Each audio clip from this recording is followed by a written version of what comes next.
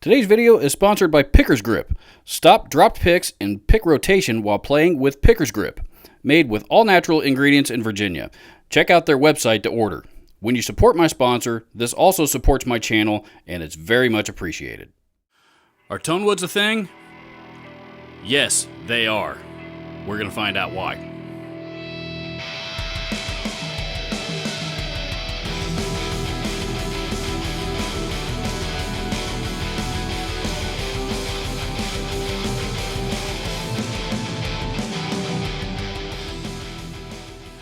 I did a video a few months ago about various guitar myths, and most people seem to agree with at least most of the points that I had made, and there's a few people that disagreed with some of them. But a lot of people asked me why I did not tackle the ever famous argument among guitar players about Tonewoods, and the reason why I didn't tackle it in that video is because bringing up Tonewoods in a guitar conversation is like dropping a grenade right in the middle of that conversation. And the more I thought, and I intentionally stayed away from it in that video, but the more I thought about it, come to think of it, I think it'd be hilarious if I did drop a huge grenade right in the middle of this YouTube channel and, see who agrees with me and see who doesn't agree with me, because for some reason guitar players, a lot of guitar players get really, really heated over this topic. Some people think that they matter. Some people think that they do, different types of wood change the way a guitar sounds, or a guitar's tone can sound. Some people think that it's complete bogus and makes no difference whatsoever what kind of wood is used. Some people think that it definitely makes a difference on acoustic, but not electric. And most of your tone on an electric guitar comes out of the pickups. I am here to tell you that I do, in fact, subscribe to the Tonewood theory. And the reason why is because we can all hear a huge difference in Tonewood on an acoustic guitar. So why would that same theory not carry over to the electric just because it's not a big hollow thing on the inside of it? Just because the sound is not projected right out of the middle of it through, acoustically through a big hole. This, in this instance, it is projected electronically. But that said, it still projects and makes a big, big difference. So here's what we are going to do. We are going to compare two totally different guitars, both of which have the exact same neck pickup installed. That pickup is a Seymour Duncan 59 model. This is a production model pickup. This is not a custom shop hand wound thing or anything like that. This is one of their this is one of their production model pickups rather. So they are all manufactured very, very, very similarly, if not absolutely identically. So same pickup, two different guitars. This, by the way, is a famous Gibson guitar. This is not an actual authentic Gibson Les Paul custom, so I am not comparing a $5,000 guitar with a $200 guitar. These are both relatively inexpensive guitars.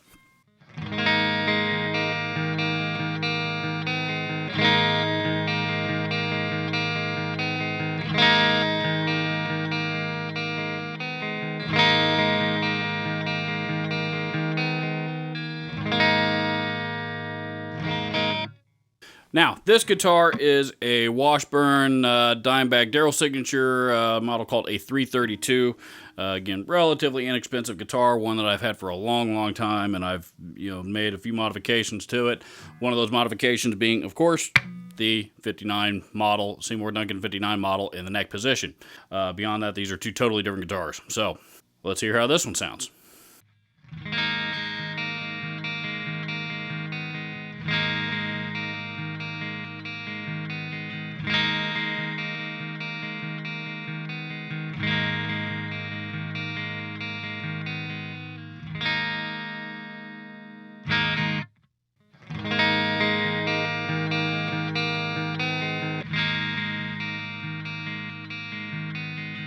Again, two totally different setups and configurations. This guy's got a maple neck and a rosewood fretboard versus the Les Paul, which had a mahogany neck and I believe an ebony fretboard. This one, I believe, has an alder body versus a mahogany body on the fake Les Paul. So, lots and lots of differences. The only thing the same was the pickup. So, the only thing the same of what we just heard anyway, is the pickup. So, I personally could hear quite a bit of difference. So, and that is, again, a result of Tonewoods being different. The shape of the body and all that kind of stuff, of course, can also weigh into that. But essentially, the resonation of the body picked up by the pickups themselves and projected onto the strings, into the amplifier. The actual science of where the tone comes from is essentially the same. If you don't think the Tonewoods matter, there is a video of Paul Reed Smith himself I believe it was at a PRS experience. Their annual, PRS is essentially, their annual in-house NAMM show, basically, if you will, that they put on for their customers every year. And they host it at their facility out in Maryland. And one particular year, somebody in the audience actually, had the stones to stand up in front of the entire crowd and challenge Paul himself on Tonewoods. Paul proceeded to totally debunk this guy's theory. Not only that, but he actually had somebody perform a demonstration where they laid out nothing but fretboards, all different types of woods, and hired a percussionist to actually drum on the. I don't know if they hired him or not, but they had a percussionist actually drum on all of the different tone woods, and they all sounded totally different from one another, completely debunking the theory. Tyler from Music Is Win actually shared this video on his channel when he was talking about the same topic recently. I will see if I can find both Tyler's video and the video I'm talking about with Paul and link them up down in the description. I have had the opportunity to spend an entire day with Paul Reed Smith himself. Back in my store days, we were fortunate enough to have Paul come in and do a clinic. And when he did that, he came in and I was tasked with essentially hosting him for the day. And, I got to have some pretty interesting conversations with Paul about guitars. And, the way the guy's brain operates when it comes to guitars is totally different from anybody else that I have ever met. But I can tell you that he is an absolute genius, and he thinks about things that nobody else even considers thinking about. And that is also why he has been as successful as he has. You know who else seems to subscribe to the Tonewood theory? A man by the name of Eddie Van Halen. And there is a story regarding his Ibanez Destroyer guitar that was on he had with him on the cover of the Women and Children First album, I believe.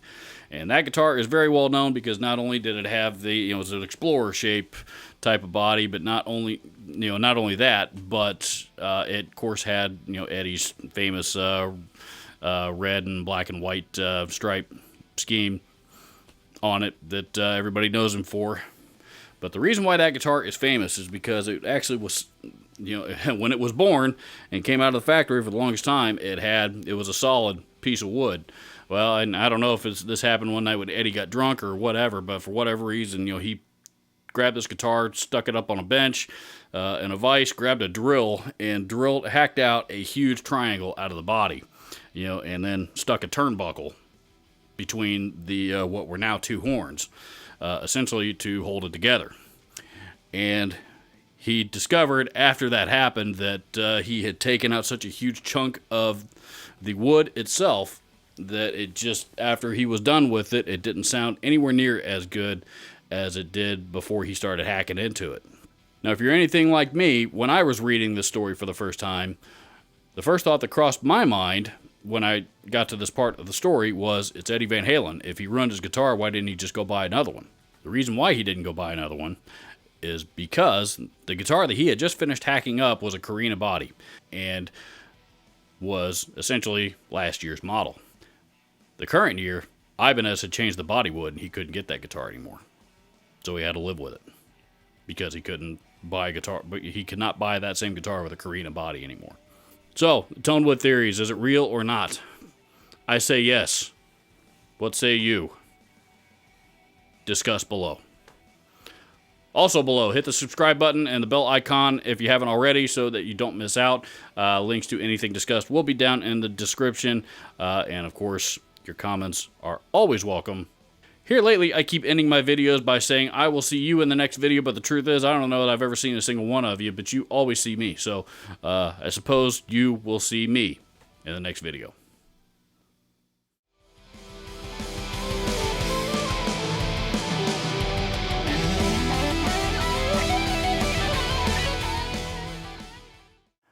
You know what? There are tons of young people out there that want to get involved in music and do not have the means to do so.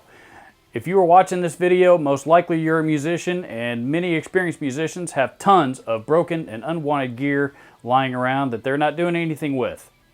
Please visit my friends at Share the Music on Facebook at the link below and learn how you and your unwanted gear can help change somebody's life.